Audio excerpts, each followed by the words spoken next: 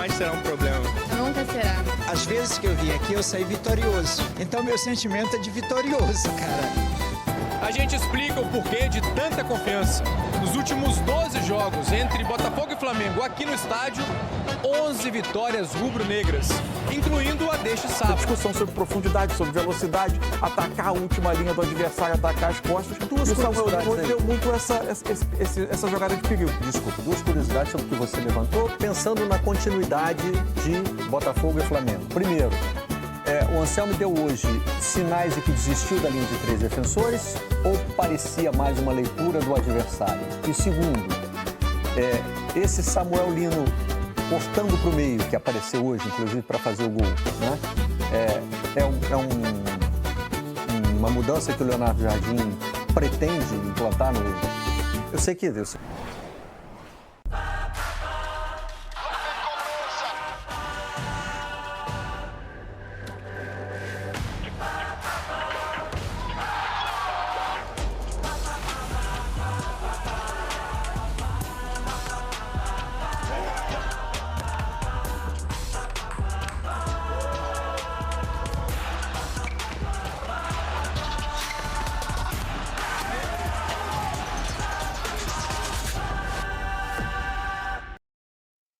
Salve, tropa! Seja muito bem-vindo ao QG da Nação. Tropa, tô trazendo aqui um corte do Esporte Espetacular e do Esporte TV de ontem à noite, tá falando da vitória, repercutindo a vitória do Mengão em cima do Botafogo em pleno Newton Santos. Ou seja, das últimas 12 jogos que teve lá, 11 vitórias do nosso Mengão, tropa. E sem mais enrolação, bora direto pro vídeo. E antes disso, rapidinho, se você gosta desse tipo de vídeo, dá uma moral pra gente, se inscreve aí no canal, compartilha, comenta, diz de onde você tá falando e o que vocês pensam. Valeu, tropa, bora direto pro vídeo. Um abraço. Tá pago, mas hoje não vai ter golfe não, Tadeu, porque o Big Brother começa mais cedo. Agora bora falar de Brasileirão, gente. 2 jogos abriram ontem a 6ª rodada. No Clássico Carioca, o Flamengo venceu o Botafogo.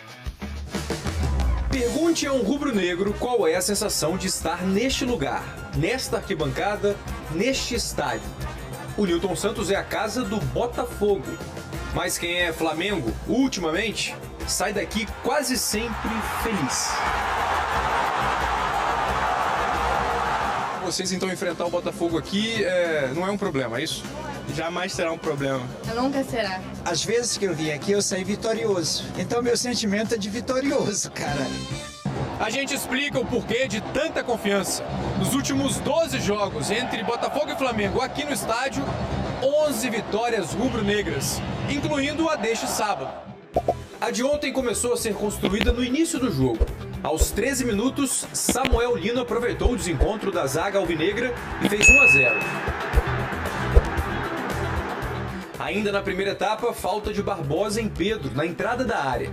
Léo Pereira superou com classe a barreira e o goleiro Raul. Não estou treinando muito, mas eu estou mentalizando muito. Mentalizando muito e sonhando. Você vê. O prejuízo para o Botafogo ainda aumentou antes do intervalo. Neste lance, Anderson Daronco marcou primeiro impedimento de Pedro. O VAR recomendou a revisão. A imagem mostrou que a posição do atacante era legal e que ele havia sido puxado por Barbosa. O árbitro decidiu expulsar o zagueiro do Botafogo. Com 1 a menos, já no segundo tempo, os donos da casa sofreram mais um gol. Cruzamento de Varela e finalização de Pedro. Final 3-0. Isso tudo aconteceu na frente de Carlo Ancelotti, técnico da seleção. Amanhã ele convoca o Brasil para 2 amistosos neste mês. Para mim, todos os jogadores que jogam mais no Flamengo são candidatos a entrar na seleção. Estava-me a falar do Pedro na última vez, do Pedro, o Paquetá, o Léo, o Ortiz, todos estes jogadores de nível que jogam mais têm lugar na seleção brasileira. Com o resultado, o Botafogo segue na zona de rebaixamento, em 17º lugar. E além disso, chega a 5 derrotas em 5 clássicos disputados na temporada. O técnico do Botafogo, Martim Anselmi, disse que agora o que tem que ser feito para reconquistar a confiança é ganhar. Já o Flamengo não desafinou nos últimos dias. Conquistou o Carioca no domingo sobre o Fluminense, bateu o Cruzeiro na quarta-feira e venceu o Botafogo ontem. Uma semana perfeita. O Flamengo praticamente, segundo tempo, treinou. Eu posso dizer isso hoje no Newton Santos. O segundo tempo foi de um ritmo bem diferente, né? Exatamente. Normal, né? Normal, né, Barreto? Um Flamengo com 3-0, já pensa no calendário e aquela coisa. As mexidas do Anselmo protegeram um pouco mais. Protegeu um pouco mais o Botafogo, fez uma linha de 5, tirou o que o Flamengo estava conseguindo de espaço para infiltrar num jogo mais curto, né? Depois daquela finalização do Lino, depois do terceiro gol, ele vem por dentro, finaliza para fora, bate um cruzado, uma chapada para fora forte ali, o Flamengo dá uma acalmada, desacelera, que é normal também, né? Algumas trocas pensando em minutagem, Léo Pereira, tira o Pulgar com cartão, tira o Alexandre, vai fazendo trocas, né? E realmente o jogo dá uma acalmada, uma esfriada e vai assim até o final. Tava até brincando aqui antes do programa que se o Daronco chamasse os dois capitães aos 30 do segundo tempo e lançasse a seguinte proposta: vamos embora? Né? Vamos encerrar? Né? Todo mundo topava, porque o Flamengo já não queria mais se desgastar. E o Botafogo queria evitar o pior, né? Uma goleada, enfim. Bom, para mim, né? Eu sou da mesma formação do Mansur, no Jornal Globo, onde o manual de redação dizia que 3-0 é goleada. Esse assunto. Mas não precisa entrar nisso. Mas o Botafogo queria evitar algo, né? Um placar constrangimento. mais... um constrangimento, um placar maior, né? Assim, para mim, a gente vai tentar destrinchar um pouquinho do jogo. Para mim, teve a proposta do Anselmi hoje, a discussão sobre a não presença do Montoro. Conversava com o Ramon antes do início do programa. Ele tem uma opinião que bate mais ou menos com a minha. Assim, ele tentou fortalecer mais o meio, ter sem bola, ficar um pouco mais forte. O Botafogo hoje defendeu num sistema diferente dos outros jogos, né, com uma linha de 4, um tripé de meio com o Alan, Medina e o Danilo. Para atacar, sim, aí ele tinha mais ou menos a formação habitual, porque o Alan vinha entre os dois zagueiros para jogar e o Botafogo tinha os 3 homens na saída, como tem habitualmente. Mas muito partindo de encaixe individual. E o que mais me chamou a atenção na atuação do Flamengo foi como o Flamengo manipulou esses encaixes para gerar espaço, e o que mais surtiu efeito foi a movimentação do Samuel Lino saindo da função de ponta, vindo por dentro, não só por gerar dúvida nos encaixes do Botafogo, mas por gerar ataque à profundidade, perfeito, que é uma velha discussão sobre o Flamengo, né? O Flamengo tem essa discussão sobre profundidade, sobre velocidade, atacar a última linha do adversário, atacar as costas. E o Samuel Lino hoje deu muito essa jogada de perigo. Desculpa, 2 curiosidades sobre o que você levantou, pensando na continuidade de Botafogo e Flamengo. Primeiro, o Anselmi deu hoje sinais de que desistiu da linha de 3 defensores ou parecia mais uma leitura do adversário? E segundo, esse Samuel Lino cortando para o meio, que apareceu hoje, inclusive, para fazer o gol, né? Uma mudança que o Leonardo Jardim pretende implantar no... Eu sei que eu estou perguntando para vocês como se vocês fossem os treinadores. Daqui a pouco a gente mostra as coletivas, talvez eles respondam isso, mas quero saber as percepções que vocês tiveram dessas mudanças. Se elas são para o jogo ou se elas são já transformações que os técnicos estão fazendo. Não sei o que pensa o Ramon, mas acho que o jogador que jogar por ali, porque eu acho que não vai jogar o Samuel Lino em todos os jogos, vai jogar Cebolinha muitas vezes, não vai jogar Carrascal, Paquetá, Pedro em todos os jogos, o Arrascaeta vai estar em alguns, acho que talvez não estejam os 3 juntos, Arrascaeta, Pedro e Paquetá tantas vezes, o Carrascal talvez esteja mais ali para balancear essa questão, mas... e pode ser que o Jardim esteja justamente experimentando, né? Vendo como cada um rende, como é que cada formação... Mas como ele tem uma tendência a dar o corredor mais para os laterais dos 2 lados, o Felipe tinha mais o corredor direito para o lateral direito, o corredor esquerdo para um ponta que guardava a largura do campo, alargava o campo, e aí, se fosse o Alexandro, vinha mais como um construtor por dentro, ou passava às vezes por dentro, ou alternava com o ponta. Se fosse o Ayrton Lucas, aí tinha que tentar criar um mecanismo para ele passar. Mas agora, com os corredores mais 2 laterais, eu acho que a gente vai ver mais essa mobilidade por dentro. E aí você vai ver o Samuel Lino fazendo mais esse trabalho. E aí a gente vai ver uma coisa, assim, se ele vai conseguir entregar, se ele vai ter gol, né? Porque o Flamengo precisa de jogadores que deem gol, que além do Pedro, jogadores que decidam partidas. Porque a gente via antes muitos jogadores do Flamengo de qualidade no setor ofensivo, mas nem tanto gol. Aí alguns números do jogo que podem, de repente, reforçar aí algumas dessas percepções. Para você, Ramon, os treinadores já estão pensando em mudar o jeito de jogar? Bom, claro que é diferente, né? O Anselmi tentou implantar um modelo e pode estar querendo corrigir ou adaptar, de repente não deu certo. O Jardim não, esse está chegando e querendo implantar o modelo dele. Né? Assim, o Anselmi ele sempre jogou com essa linha de 3, essa saída de 3. 3 defensores, que não necessariamente são zagueiros. Hoje, ele até atacava assim. O Alan entrava no meio dos 2 zagueiros e fazia uma saída com 3, né? Então, quando você tinha a bola, você de fato conseguia. Ele atacava como ele fazia isso. O que é mais comum no futebol brasileiro até, né? O Alan Você faz uma linha de 4, solta os laterais e um dos volantes vem para fazer a saída. E por vezes, quando os laterais estavam bem postados, ficava o Alan com os 2, Medina e Danilo à frente. Era um triângulo ali, né? Fazia uma trinca justamente, reforçava o meio. Jogadores que são... O Medina pode ser 10, pode ser um meia ponta, mas é um jogador mais aguerrido na marcação. Eu conseguia ter uma pegada no meio e conseguia liberar o Telles, liberar o Vitinho, principalmente pelo lado direito. O Telles hoje, na minha opinião, não foi o Telles que a gente conhece. Ele pecou muito na questão da marcação. Influenciado... Irritado também, não estava? Nas conversas com a arbitragem. O Botafogo não era só ele, mais o Botafogo, né? Muito também pela movimentação do Flamengo. O Paquetá, junto com o Carrascal por dentro, trazia muito o Alex Telles por dentro, uma função de perseguição que, em tese, ele não está acostumado a fazer, um jogador mais posicional. E isso, o Barreira também não estava num dia muito feliz, abriu um corredor para o Varela conseguir atacar ali. Eu acho que a dinâmica que o Léo Jardim vem implementando no Flamengo, nessa questão de dar mais liberdade para o Samuel Lino, não deixar o Lino ficar naquele pisando só na linha e fazer só o lateral de campo, ajuda muito e confunde muito a marcação, porque você está encaixado. Vem um jogador surpresa lá do outro lado, em velocidade, é difícil você acompanhar. Então, assim, o Flamengo conseguiu atacar essa profundidade até fazer o 3-0 com uma certa dominância, né? Com uma certa... sendo mais incisivo nesses movimentos. E conseguiu tirar proveito disso. Tem uma coisa sobre o Botafogo, assim, que eu acho absolutamente natural que o torcedor do Botafogo a essa altura esteja, machucado pela queda na Libertadores, precoce, não chegar à fase de grupos. Claro. A Sul-Americana não era o que o Botafogo queria disputar. Não. O Botafogo tem uma temporada internacional, mas é distante do desejo do seu torcedor. O torcedor idealizou para um time que um ano e meio estava se comemorando, menos de um ano e meio, estava comemorando o título da Libertadores. Até num jogo que o Botafogo nem teve dificuldade para encontrar soluções quando chegava perto da área do adversário. Acho que o torcedor do Botafogo pode estar incomodado, por vezes, na forma que o time defendeu em alguns jogos.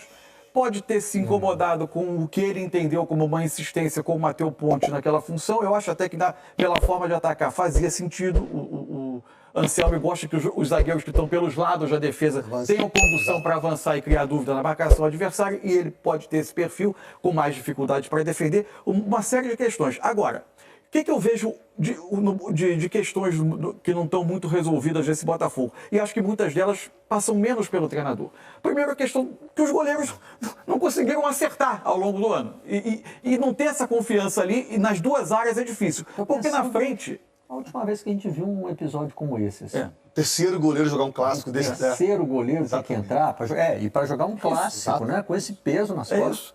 Na outra área, o Arthur Cabral não conseguiu se firmar. Sim. E agora está chegando o Júnior Santos para ver se reencontra os seus melhores momentos.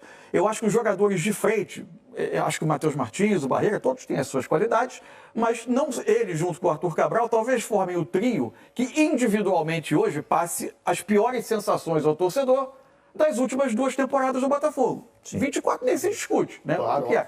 Então, você tem, em tese, desse momento, aparentemente menos qualidade técnica à disposição. E aí sim, acho um time com menos que ainda precisa encontrar mais soluções quando chega perto da área adversária. Agora, acho que o Botafogo faz coisas boas. O Botafogo sai de trás para jogar bem. O Botafogo sai de pressão bem. Essa saída com 3 homens mais os 2 volantes e por vezes com desses 3 homens passando à frente, o goleiro participando como um homem livre. O Botafogo executa isso bem. Eu acho que, agora, daí para frente, teve questões que houve infelicidade também do trabalho. O Santi ter se machucado, é uma outra questão que não dá muito para controlar. Acho que a chegada do Medina, que mesmo na derrota hoje, se mostrou um jogador que vai ser muito útil, está chegando, né? Mais uma vez o Botafogo lidando com transformações de time e a temporada está caminhando. Acho que isso tudo são questões que não são do treinador.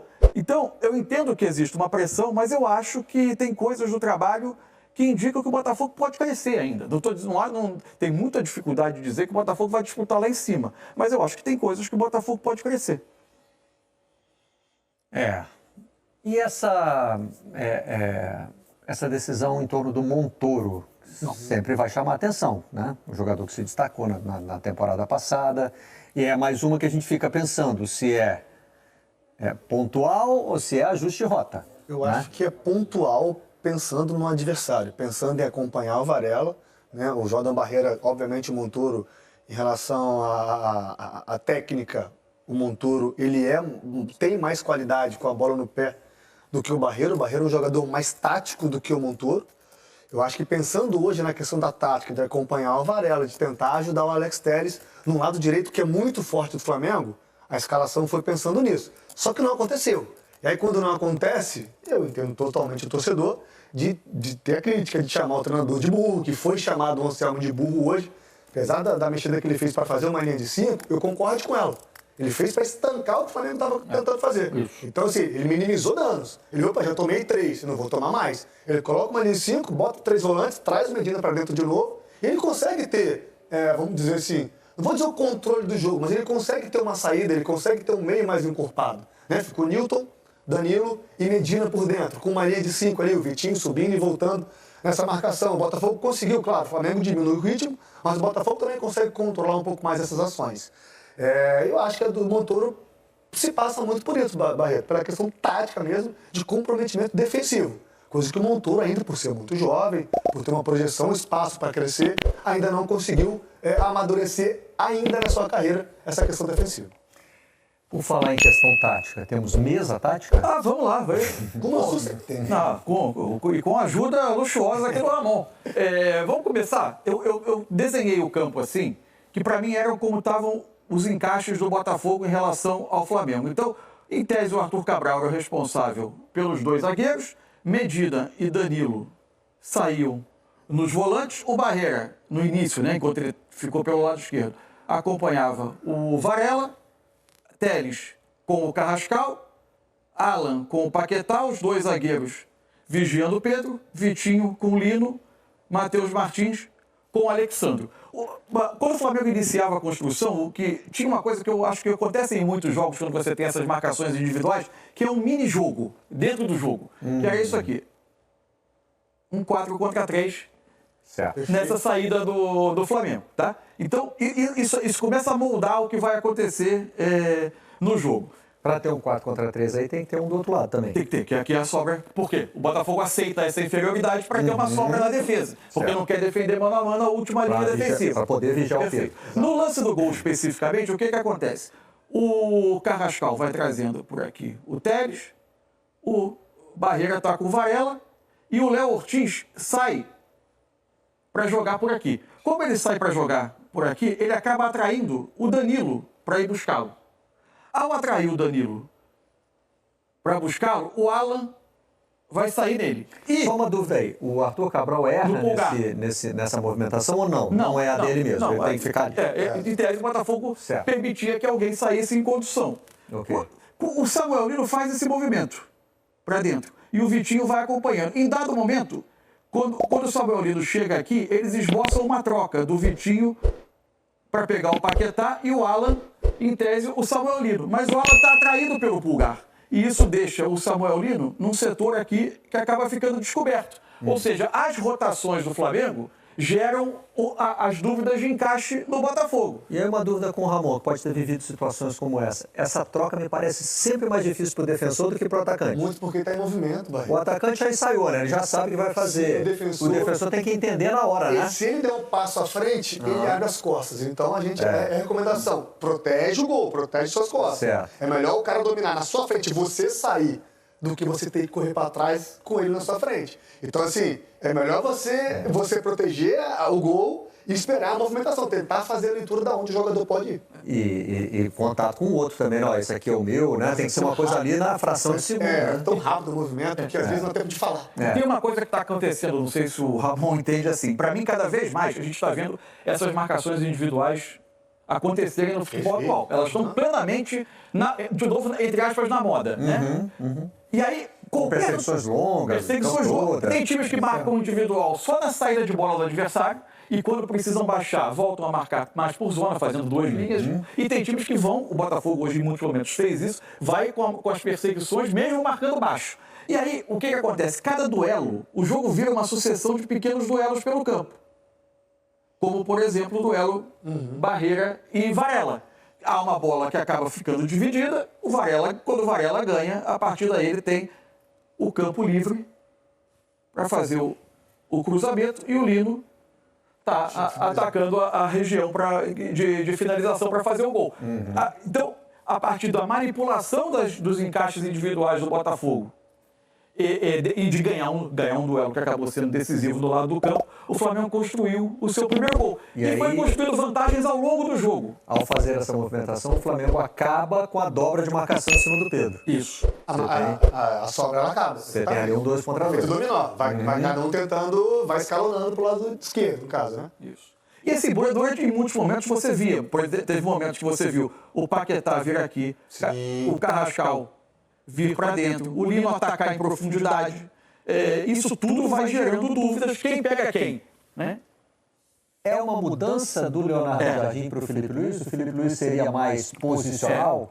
Não significa que fosse engessado, tinha muitas combinações, tinha muitos padrões de movimento. É porque agora vai ficar... É aquilo que você sempre fala, não tem, uma pena não ter multiverso, né? Isso. O que aconteceria com o Flamengo ganhando forma física ao longo da temporada, que obviamente os jogadores vão ganhar sob o comando dele.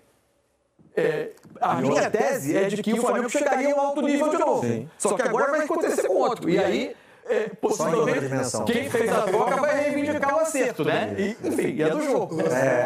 Outro ponto também, falando na questão tática, é inevitável a gente não comparar o Flamengo de hoje com o Cruzeiro do ano passado pelo trabalho do Jardim. Né? A gente não vê... Tinha essas trocas também no Cruzeiro no ano passado? Tinha, o Matheus Pereira flutuava bastante, tinha muita liberdade para jogar onde ele quisesse.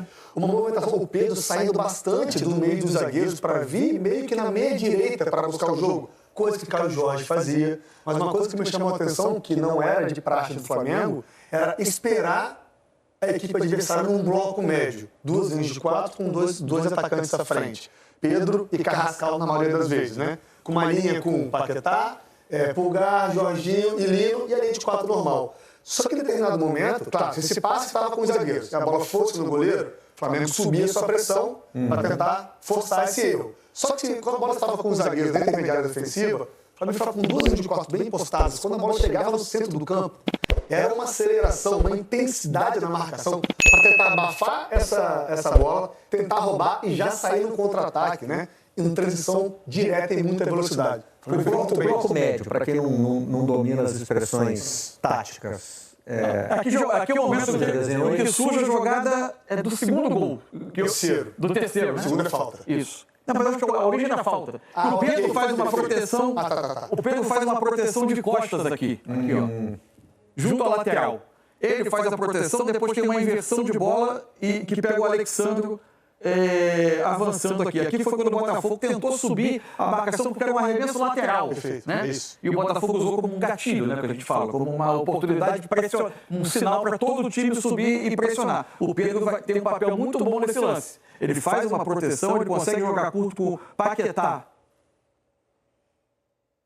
E depois Pulgar. E aí é feita uma inversão de bola que pega o lado frágil dessa pressão do Botafogo, que é natural, você vai pressionar de um lado, inverteu para o outro lado para o Alexandre, e aí surgiu a origem de uma jogada perigosa. E ele tem campo para correr. O Vitinho está mal posicionado aí ou não? Não, tá certo. Não, é sério. O lado oposto ficar exposto. Tá. Porque você está movendo o bloco, você está movendo o bloco para lá. Você tem que acompanhar isso. Se a bola for para o lado direito do Botafogo, dá tempo de você conseguir balançar e equilibrar essa marcação.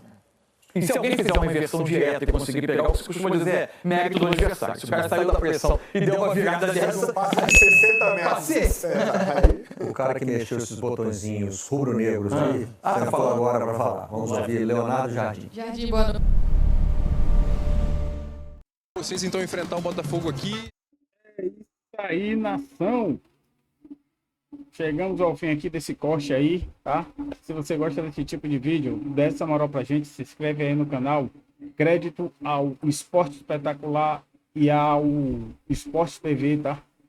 Vou deixar aí na descrição do vídeo. Valeu, tropa! Aquele abraço!